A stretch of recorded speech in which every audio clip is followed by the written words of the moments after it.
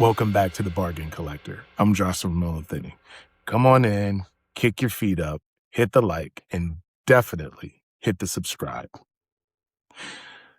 Well, my usual recorder, Riverside, is not working, so I am having to record everything from my cell phone, which means also no microphone, so I'm hoping the sound is okay.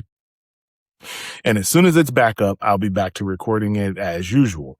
But I didn't want to miss out on actually coming to you guys with my review of The Art of Self-Defense, which I picked up from a local video store that has DVDs and Blu-rays on sale for $2 each. And actually, I don't even know if I should say on sale, because that's just the price. That the entire store is just $2, whether it's a DVD or a Blu-ray. So it's a pretty good deal to go in and kind of go through them all. I picked up a stack of stuff, so I'll be reviewing that over the next however long it takes me to get through all of them.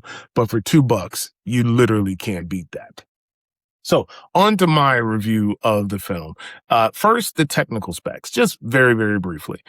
This film comes to you on Blu-ray. I think the release date was somewhere around 2019. So it was around the same time as the Shaft movie that I picked up. So it came out in 2019 on Blu-ray. It's a BD50, which is a dual layer Blu-ray. So they're able to pack a bunch of features on there, as well as have just a higher quality transfer that's on the disc for you to be able to watch. So it does have a great level of detail. The color's very good. Like, it was very, very solid presentation.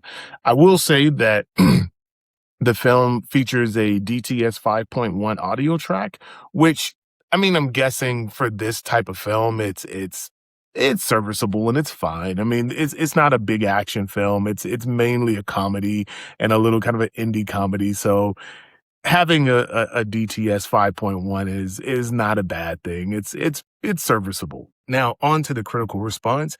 This film actually was very highly favored by critics, earning an 89% critic score on Rotten Tomatoes. They praised the originality of the screenplay. They praised Jesse Eisenberg's character.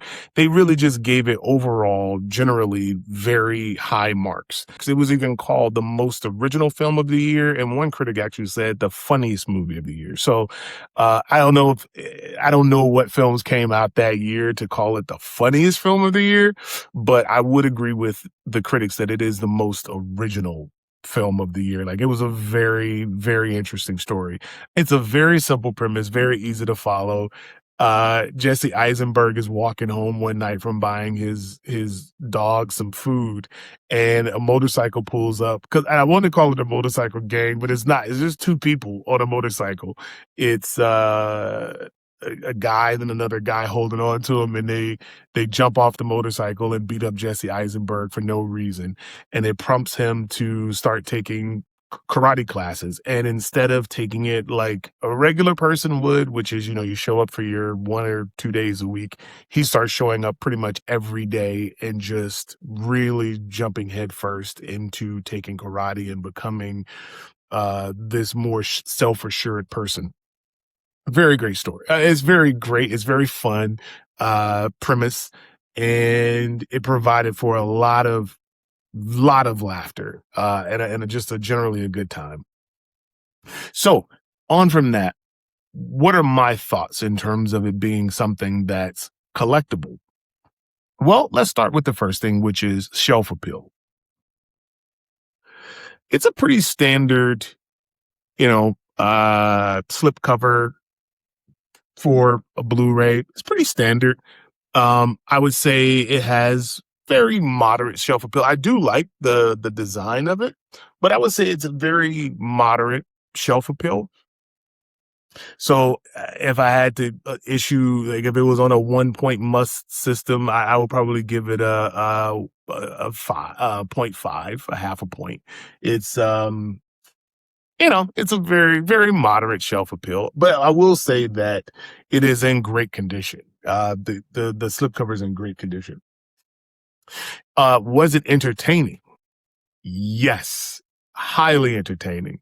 I laughed so hard. Like I said, I'm a very big fan of kind of deadpan humor and just very odd, awkward humor. I love that kind of stuff, so this was right up my alley. I had not seen it, and a buddy of mine was in it. I think I made that remark when I found the movie. Phillip Botello, bro, you killed it in this movie. Just did a very wonderful job.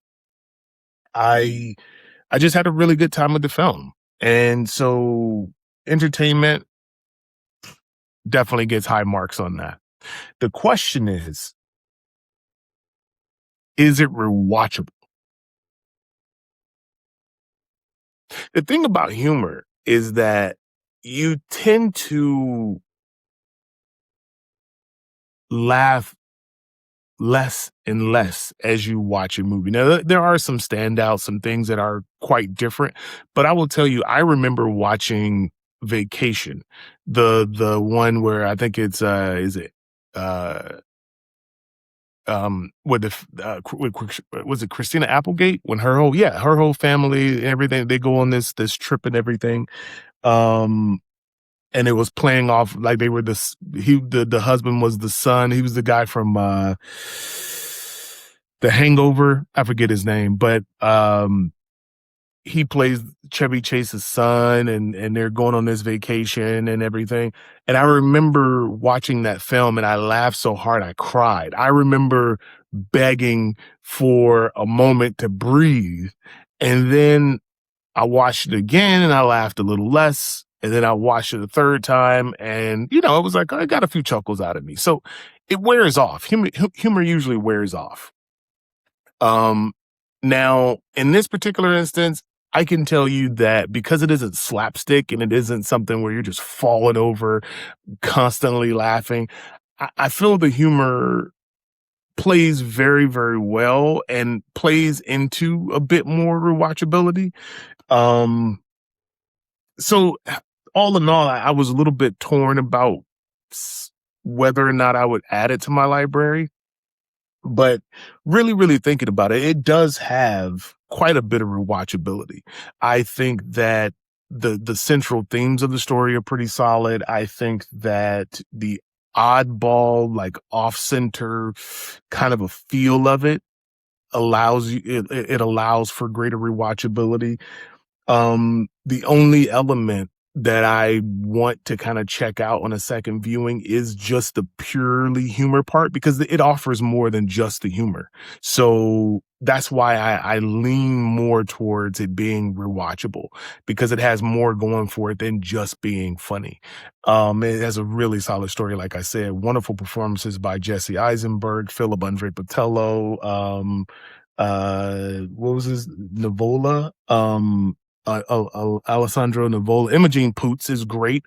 Um, she does so much without saying a word. That was what I really noticed about her. Imogen Poots, yeah, she can tell you a lot about what's going on with her character and where she is as a character just by a look, which I thought was freaking, you know, um, freaking great.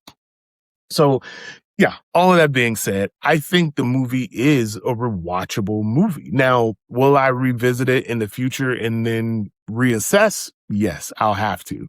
But as it stands, yeah, I think it's rewatchable.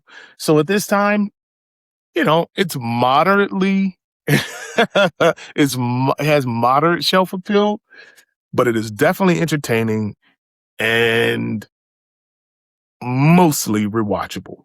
But again, we'll reassess in the future. But until next time, keep finding good films at great prices.